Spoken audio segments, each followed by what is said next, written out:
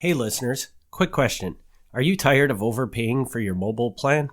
I've got the answer. Ting Mobile.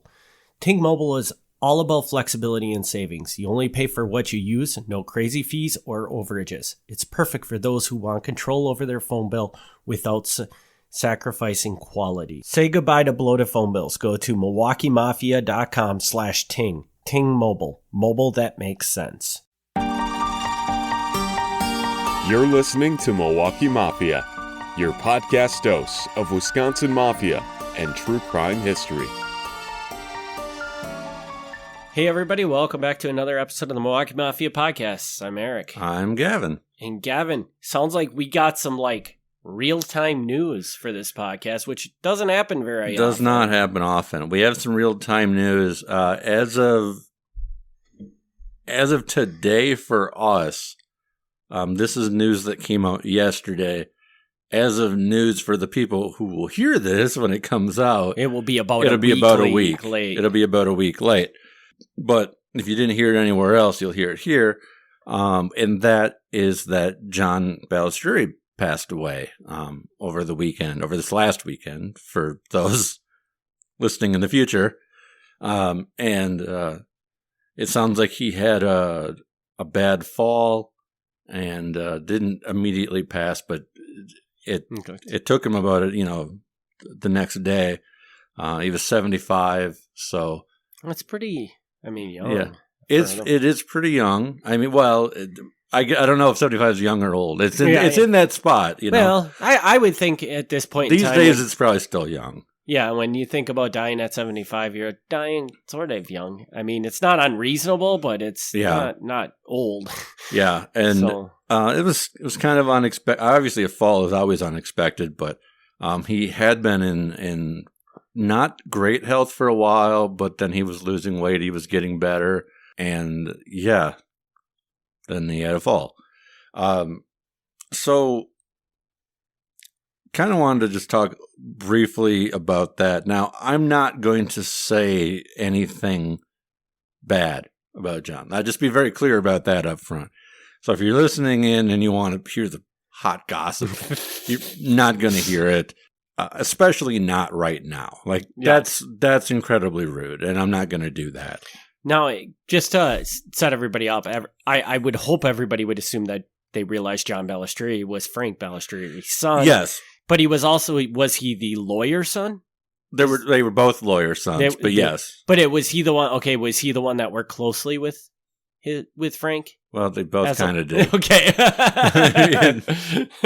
Is the other son dead? Yes. Okay, so this is the last of, kind of the Balistrieri line. Yes. Is over now. Yes. I'm sure that John and whatever other son had kids, but I will explain that. Okay. So yeah, like I said, I'm not going to say anything, when we get farther on the timeline on the regular, this is the regular podcast, but, back to a regular normal episode, we'll get to a point where we'll hear the stories and they're not all flattering. Mm-hmm. So we'll get that. But today is not the day. We're not going to do that. I actually kind of wanted to just sort of personally talk about John a little bit. Not that I knew him well, because I certainly didn't. I don't want to give that impression. But I met him about 2015, so almost 10 years ago. And it happened the way that you think that it would happen because of the stuff that I write about. Mm-hmm. And John actually reached out. He had reached out to my publisher at the time, and the publisher reached out to me. And said, here's his phone number. He'd like to talk to you. So I called him up, and he wanted to meet at the Pfister Hotel in Milwaukee, a very nice hotel. We met there and had coffee. I had regular coffee. He had espresso. Very, very, very, very classy guy. A very, very important detail. Thank you for including that, Gavin. Well, I just wanted. So this is the thing. So this is my first meeting with John. Was this time? I had very briefly talked to him on the phone prior to that, but I'd never met him in person before. And and I at that point didn't entirely know what he looked like because most of the photos that I had seen of him were like 20 years old. Mm-hmm. But there was no mistaking who he was. Like, entered the room, had the full suit on, fanciest guy in the room. Like, oh, really? Yeah. Like the Pfister's nice hotel, but you knew when he walked in the room. Very, very sharp dresser. Came in, sat down, ordered coffee. He got espresso. And I say that like not to be like, oh, my memory is not that great. Like, don't be mistaken here. But it stands out to me because at this point, we're just meeting for the first time. So we're kind of like sizing each other up. Mm-hmm. And what he thinks of me, I don't know. But I'm looking at him and like 90% of what I know about him is the newspaper stuff, which is not flattering. Yeah. And so he comes in, he's got the suit, he orders the espresso, and it jumps out at me because like this is very like old school Italian. This is what you do. You drink your coffee out of your little cup, you know? And I'm like, okay. I'm like, guy definitely is going with the image. You know, as much as he tries to distance himself from it, he's still got and a lot of that, I mean, is just being Italian. Like that's what you do. But he definitely does not try to shy away from that. And it was an interesting meeting. He wasn't super thrilled with me at first because of what the stuff I'd been writing about, but he wasn't mad about it either. He was like, you know, someone's going to write about this. And he goes, I'm not mad at you about it because you're like approaching it in an honest way. You're not out there blasting people. And glamorizing right. anything or, you know, overplaying anything. Yeah. And then after we had talked for a while and even like his demeanor in that, I don't even know how long it was, half hour, 45 minutes. His demeanor changed because at first you could tell that he was uncomfortable and a little agitated because he doesn't like people writing about his family. Mm-hmm. But by the end of the meeting, he was much more relaxed, much more friendly. And he, at that point, informed me that he had been working on his autobiography and was hoping that I could help him revise and edit it. Now, people who know me, like, know this. Like, I've told people that. But I wasn't supposed to really say it because I had, like, a non-disclosure agreement after the fact. That is now void. Mm-hmm. I can now say whatever I want. And that was huge. That was obviously I said yes. and when I left the Pfister that day, like I was pumped because I entered this meeting thinking I was going to get chewed out, you know? Like I wasn't like scared where I thought like he was going to kick my ass, but I thought I was going to get chewed out. Okay. And I leave the meeting with him being like, I respect you and we're going to work on this project. And that was huge. That was absolutely amazing to me. And so for the next, I don't even know how long. I mean, this is 10 years now. So 6 months or more, we would meet periodically, always by him. We would go down and I'd go to the Shorecrest Hotel. And although his family hasn't owned the Shorecrest in a long time, he has some kind of an arrangement with the current owner where he could maintain his apartment and an office. So we would meet at his office. In his office, you could get either in through the lobby or there was an exterior door. So I'd go in through the exterior door. And it was really cool because he'd come out and he'd show me there's like sewer, not even sewer. There's grates in the parking lot.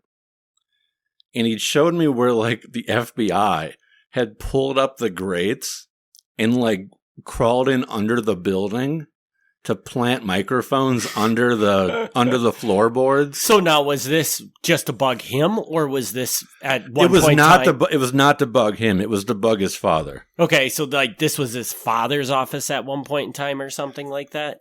I don't know offhand exactly how this. So, on the ground floor of the Shorecrest is also a restaurant, and I don't know what the restaurant's called today, but the restaurant at the time, like in the 70s, 80s, was called Snugs, and his father would hang out there.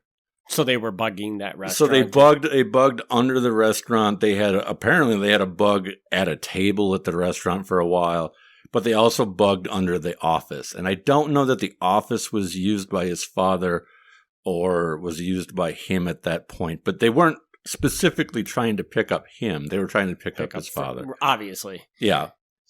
And so he showed me like where they did that, and that was kind of neat. And yeah, and we'd meet, and I brought my little MP3 recorder and just record hours of conversation. And he was pretty open. He was very, very open. There were some things where he would not talk about them, and there were some things where he would say, "I don't know." And I'm pretty sure that "I don't know" was not the full honest answer. And like, I don't say that like I'm mad at him about it, because I'm not, dude's putting himself out there, which is huge. I'm not going to really like get mad at him about the fact that like some things he doesn't necessarily want. Yeah. Yeah. It was frustrating at times because he'd have to, now this I can say, I'm trying not to say too much on the details, but this I can say because he actually posted a YouTube video, and you can look this up. It's like, he talks about, I think the YouTube video is called like Mob and the Teamsters or something. It's just like a 2-minute video. Mm-hmm. But he'll say things like, "My father had a lot of influence with local Teamsters. I don't know why, but he did. And he was able to secure these loans." And like, that was like frustrating to me, because I'm like, I think you know why. Yeah. I think you know why. And he would really, really be hesitant about going that extra step.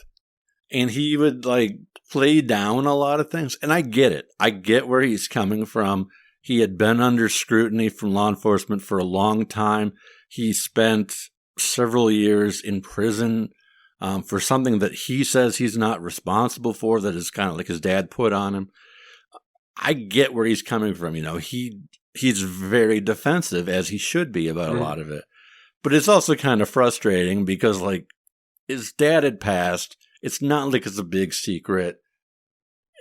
I don't think that him saying he doesn't know is completely honest. You're absolutely right, but there could be just a very personal reason why he doesn't want to let that out of the hat, But it's weird to even bring it up then. Yeah, that's true. Like, to say like, he had this influence over people, but I don't know why. Like, well, then why even bring it up? Like, why. So that's weird. But the meetings were great. Super nice. Talked about just about everything. Had some good personal conversations as well. I will say that I never met his son. I have never met his son. But he was so ridiculously proud of his son. Okay. Like, that's cool. Yeah, just absolutely, like, he couldn't hold back with how proud he was of his son and how successful he had been. And even his son's friends. Like, really? Like, this guy must have been like just the greatest dad, or at least that's how he came across to me, because he would talk about like his son's friends would come over and he would kind of tease the friends, but he would be encouraging about them. And it just sounded like he was really kind of fun to be around. But yeah, totally gave me open access. He had 42 banker boxes of like court documents going back almost 40 years. He let me take them. Like, I don't have them now. I had to bring them back, but he let me bring them back to my house. I took them to the coffee shop. I read them. I could scan things if I wanted to. He was totally open about it. showed me all kinds of photos. His office is like floor to ceiling full of photos. Plus, he's got a back room with like a little bathroom and stuff in it. More photos. I don't know if it was the first year. I think it was the second year. It gave me a Christmas present. Nice. Yeah. So I got this big framed photo of Elvis Presley and Frank Sinatra. Mm-hmm. Like, it's nothing amazing. Like, it's not like a big framed photo of John, you know? Like, it's not like he signed a big framed photo of himself, but it was cool. Like, it was like, here's this photo I have of Elvis, Frank Sinatra, and like, he's like, do you like Elvis? I'm like, he's fine. And he's like, do you like Frank Sinatra? I'm like, yeah, he's cool. He's like, here, take it. This would be cool.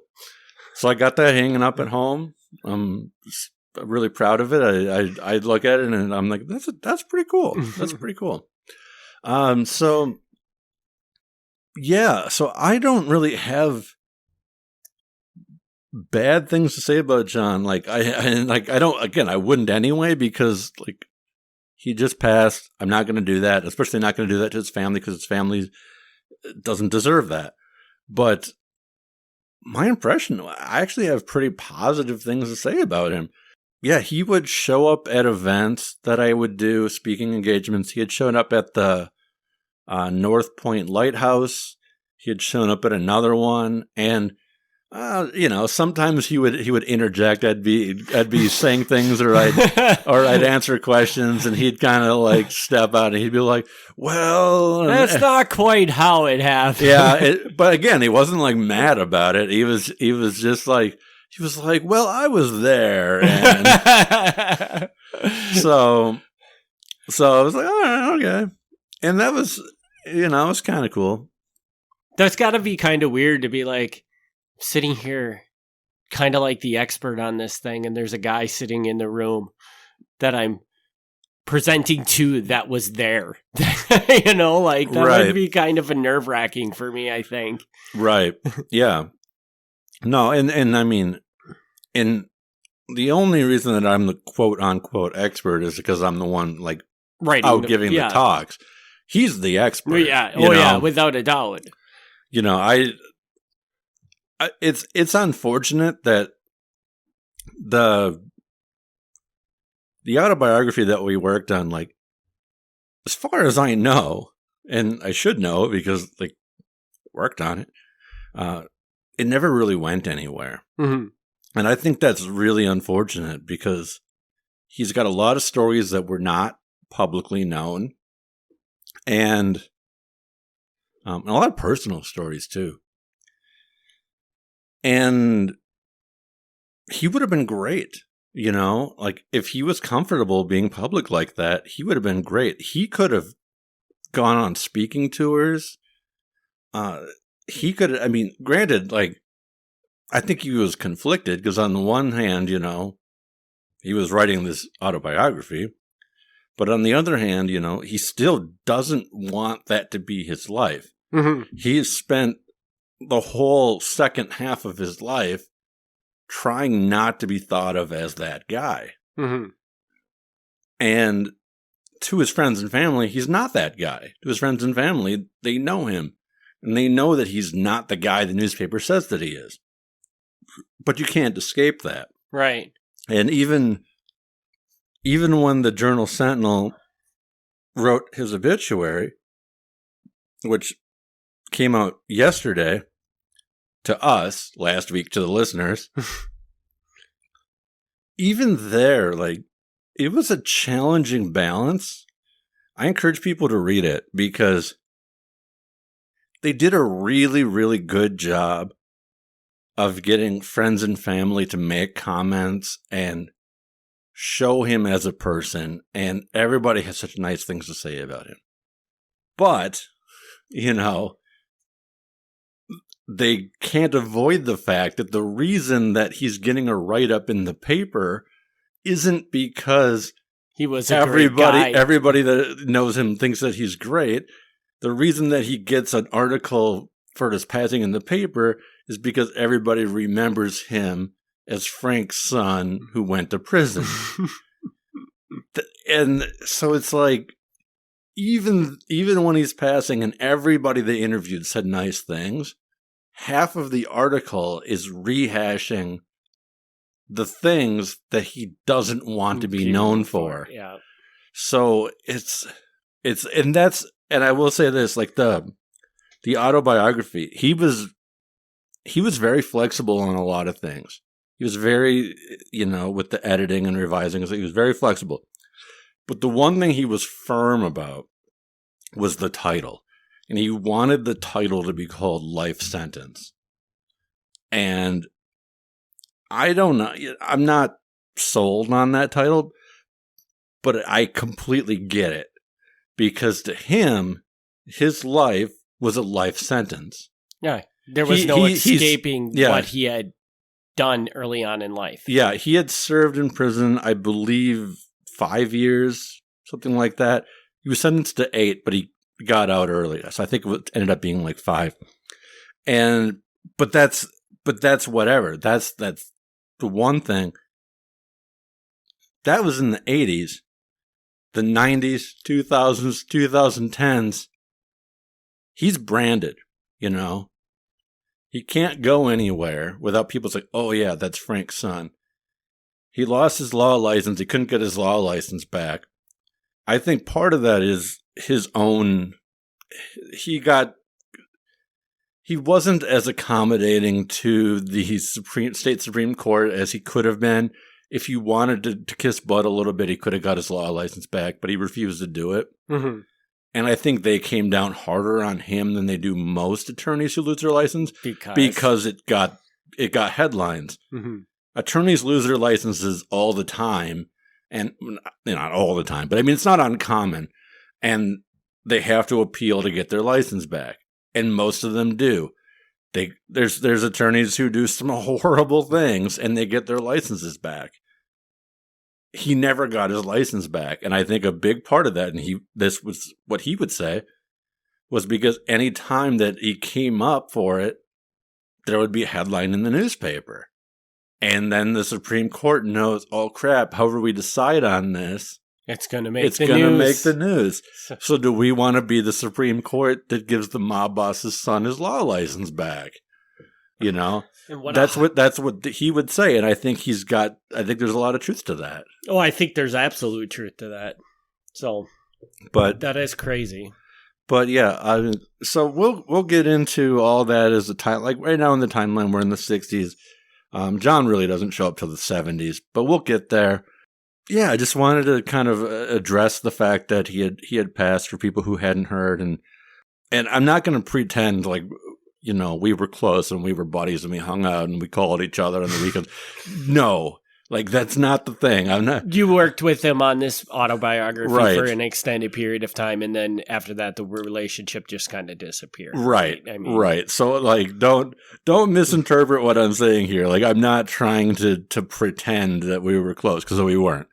But the time that I had worked with him was great. Mm-hmm. Like he was pleasant. He was a joy to be around. He was humorous. He was very self-deprecating. Like he would be very humble in ways.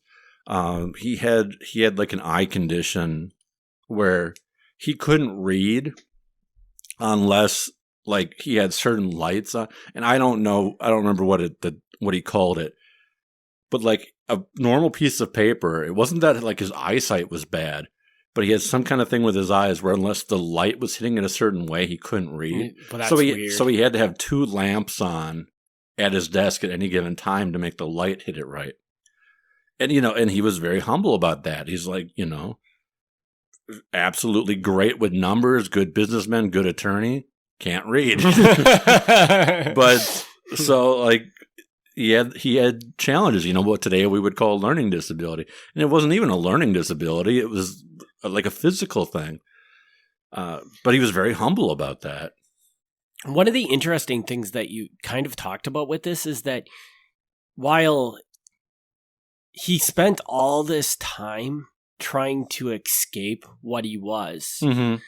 but he never really because he reached out to you when you started writing about it. Mm-hmm. He went to the viewing of that documentary you were in. He did, We did a Patreon episode on at one point in time. And I just find that interesting that if you were trying to escape that reality, wouldn't you just ignore it? The fact I don't know. Because if you think about it, there's just would. There's not a lot happening with the Milwaukee Mafia these days. No. So it would be very easy to just shut yourself off and just not even realize anything is happening with it at this point. And he never did that. And I'd love to know why. I couldn't say.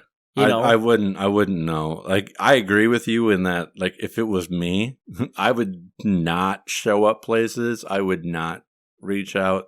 That's how I would handle things. But, yeah. But I don't blame him either, because in some ways, this is his life. This is his legacy. And if there's people out there, myself or others, who are going to be covering it, he doesn't want that to out be there if it's going to be one-sided. Or inaccurate. Or just completely false, yeah. So, I mean... Right. Yeah. Listeners should not be surprised by this, but like, I'm actually very open to his point of view. Like, I don't agree with him 100%. Don't be mistaken. I think that he thinks or thought he was more innocent than he was. Mm-hmm. However, I 100% agree with him that the FBI and other law enforcement groups just persecuted the hell out of him. Mm-hmm. I agree with that completely. I think that they did things that, I don't know if they were illegal, but they were extremely shady. Mm-hmm. So, like, if he's out there being like, the phrase he would say is that the FBI would target people because their names ended in a vowel. That was a phrase he would say. Okay. Which is, his way of saying Italian people. Mm-hmm. And he's not wrong. He's not wrong about that. Mm-hmm. We've talked about that on the show before too. Like, if you hung around anybody of questionable background in the Italian community, there was a chance they were going to run a background on you. Yeah, and we did podcasts. He's not wrong. Yeah, we did podcast episodes about people that were just followed around for months and months on end for no reason. I mean, and what did they find? Absolutely nothing. Right. So he's completely right. Like I said, I don't think he is as innocent as he makes himself out to be. But that doesn't change the fact that even if he had never done a thing, if he had never jaywalked in his life, they still would have followed him. Mm-hmm. So, like, and I think he's not wrong. And I think that you bring up a good point with that. This is something that people like us have to think about is that I don't think we can truly understand the target that was on that man's back his entire life. Yeah. And it's not really because of any fault of his own. No. It's because of the family he was born into. Simply put, and yes, he was born into that family and he may not have done everything by the letter of the law and whatever, but I mean, I can't even imagine how hard the cops were on him. When we did the episode about the gambler, that they just followed around for months and months. Yeah. That was just a gambler. This is Frank Balistrieri's son. Well, yeah. And it's like, I can't even imagine what was going on with him. Yeah, I got a text yesterday. Yesterday I spent a lot of time getting texts from people. And I got a text from like one person and they were like, can you imagine what his life would have been if he wasn't Frank's son? And and I thought that was a really great question because again, John had a temper, but he was generally speaking a nice guy. Very smart, again, solid with numbers, good attorney. Couldn't read though. Couldn't read. But if he was raised with a similar background, but not that dad, he could have been one of the most celebrated attorneys in the state. Mm-hmm. because the only reason the stuff that he got, in trouble for, the shady stuff, was because he was connected to his dad. That was the whole thing. If he was out there being an attorney for other businesses that weren't connected to his father, to the shady stuff, he would have been an absolutely phenomenal, business attorney. Mm-hmm. I mean, he was a phenomenal business attorney, but he would have been celebrated for it. That way. Yeah, he would have been viewed that way. Yeah. That's so interesting. So, yeah, it's so weird to have your entire, not that I know, I have no idea, but it's so weird to have your entire life defined, by your parents. Mm-hmm. Yeah, that's crazy. And I can't even wrap my head around how that would have been. Yeah. And I don't think, there's probably people that have a similar situation to what he had, but I can't imagine just how hard that would be to overcome, and it takes a lot of strength. Yeah. Oh, yeah. And I can also see, like you talk about, it's a shame that autobiography never got made. Yeah. But I can see the conflict with it because he kind of wants to put it out there because he wants a real story told. Yeah. But then in a certain way, is he telling things that, is he more or less saying my father did these things and he doesn't really want to show that disrespect to his father? It's kind of like a really, really weird line that he was probably walking. Obviously, I can't speak to his internal thoughts. That I don't know. But you can envision the turmoil that was probably there. You know, so a very complicated man for sure. But just wanted to acknowledge that he passed. And kind of just briefly cover the interactions I had, and just to say that he was a good guy. If any of his friends or family hear this episode, I hope you take it the right way. Like, I'm not trying to be disrespectful, and I'm not trying to quote unquote cash in on his passing. I don't make a penny from this podcast, so I assure you that's not my motive. Just wanted to acknowledge it and say, I guess he'll be missed. If nothing, I don't know what else to say. He'll be missed. I assumed I was going to meet up with him again a few more times, and I guess I won't. So, and if there isn't family members or anybody out there that knew John and wants a public forum to just kind of let the mafia fan world know, what was this man truly like? Send them our way and we'll happily put together an episode. Yeah. That's just kind of other people, sharing their experiences about John. Yeah. So. Yeah, definitely it'd be good to get some positive stuff out there, because I'll tell you, just doing a Google search yesterday, not that I was surprised, but there's so much just absolute bullshit. Oh, really? Yeah. Can I say bullshit on this podcast? I would say bullshit. If you go on Reddit, and Reddit's got the different forums, the stuff in there that you'll find on the current situation of the mob in Milwaukee. Oh my gosh. They'd be like, well, I guess John's basically the head of the mafia now, and this, no. You random person on Reddit, you can write whatever you want, but you have no idea.